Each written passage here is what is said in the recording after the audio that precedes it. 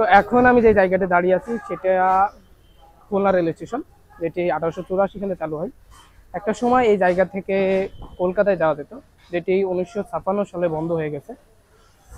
তো এই যে খুলনা রেল স্টেশনটি আছে, এই রেল স্টেশনটি ইংরেজদের আদলে তৈরি করা হয়েছিল, তাই এর ডিজাইনটা এত সুন্দর। এবং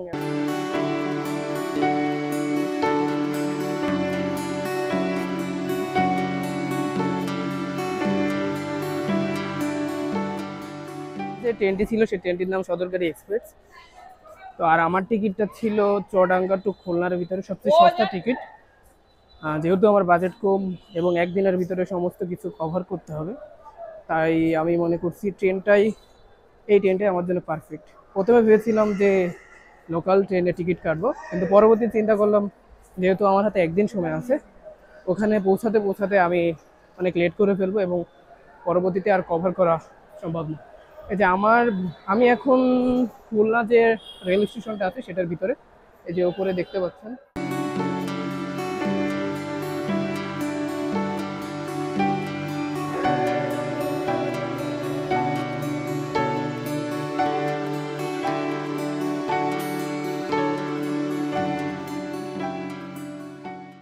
তো এখন আমি দাঁড়িয়ে আছি খুলনা স্টেশনের বাইরে।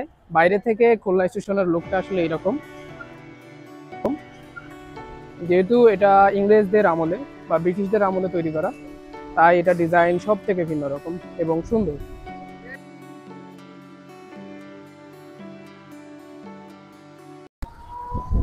তো আমি আসার কিছুক্ষণ আগেই এখানে বৃষ্টি হয়েছে এবং ওয়েদারটাকে ঠান্ডা করে দিয়েছে।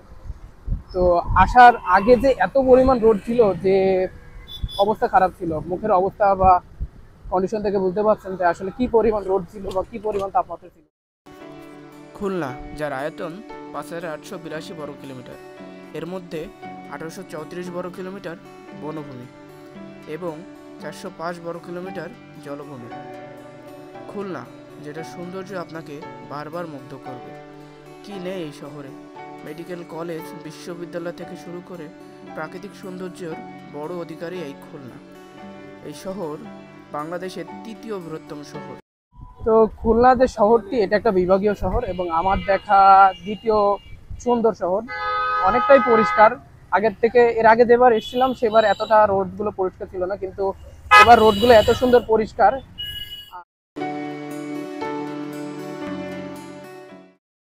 তো এখন আমি দাঁড়িয়ে আছি রূপসা নদী, যেটা খুলনার প্রাণকেন্দ্র আসলে বলা হয়। তো এখান থেকে আমরা নৌকায় পার হয়ে ওই পারে যাব এবং দেখা যাক কত টাকা নেয়।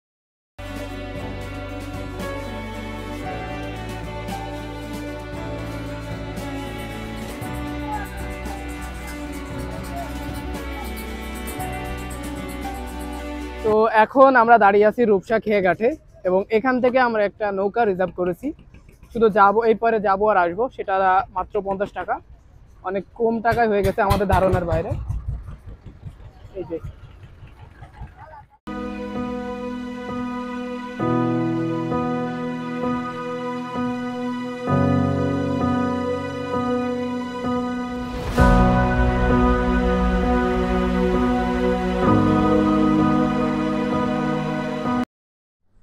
তো আমি এখন যে জায়গাটা দাঁড়িয়ে আছি সেই জায়গাটার নাম রূপসা সেতু বা খান জাহান আলী সেতু।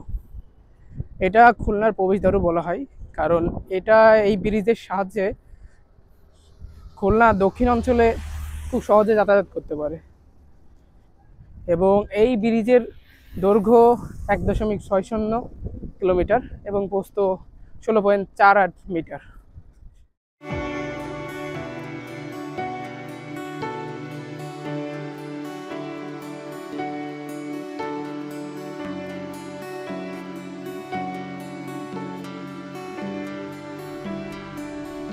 শুধু ভিউটা একবার দেখুন।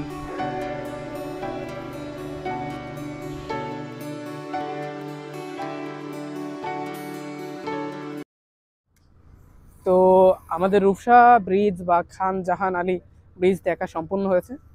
তো এখন আমরা যে জায়গাটি যাব সেটা খুলনা জিরো পয়েন্ট। সেখানে যে আমরা খুলনার যে বিখ্যাত চুই ঝাল রেসিপি আছে সেই রেসিপিটা ট্রাই করব। তো চলুন।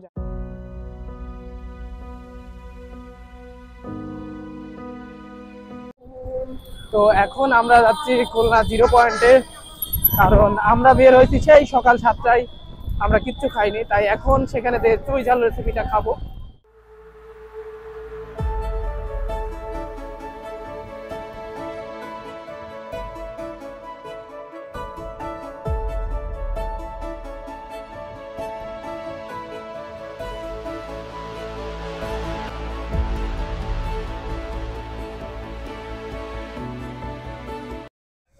তো বর্তমানে আমি যে জায়গাটা দাঁড়িয়ে আছি সেই জায়গাটির নাম খুলনা 0 পয়েন্ট, এবং এই জায়গাটাকে খুলনা 0 পয়েন্ট বলার কারণ এই জায়গাটি এই শহরের মিলনস্থান। সাতক্ষীরা, খুলনা, বাগেরহাট, এই জায়গা থেকে যত জায়গায় যাওয়া যায় সব জায়গার রাস্তা আসলে এই জায়গায় এসে মিলিত হয়েছে, এবং এই জায়গাটা একটি গোল চত্বর এবং এটি শহরের কেন্দ্রবিন্দু হিসাবে ধরা হয়।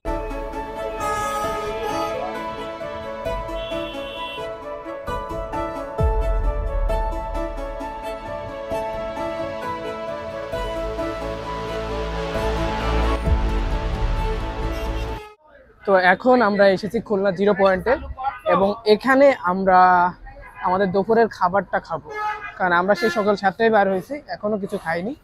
এবং এখানে একটা রেস্টুরেন্ট আছে যেটার নাম আল সাবিদ আল্লাদান, সেখানে আমরা আমাদের দুপুরের খাবারটা খাবো। 1 প্লেট 200 টাকা, সাথে আপনার রসুন আছে, আস্ত রসুন, চুই ঝাল আছে, এটা আমাদের ফ্রিজে। জাস্ট মাংসর কালারটা একবার দেখুন।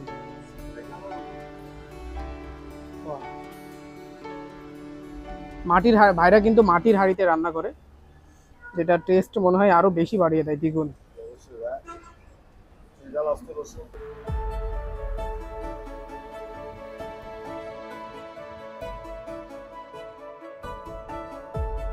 তো বাইরের থেকে যতটা না সুন্দর লাগছিল রেস্টুরেন্টটা, ভিতর থেকে আরো বেশি সাজানো গোছানো এবং আরো বেশি সুন্দর এই রেস্টুরেন্টটা। তো এই টেবিলটাই আমরা বসবো।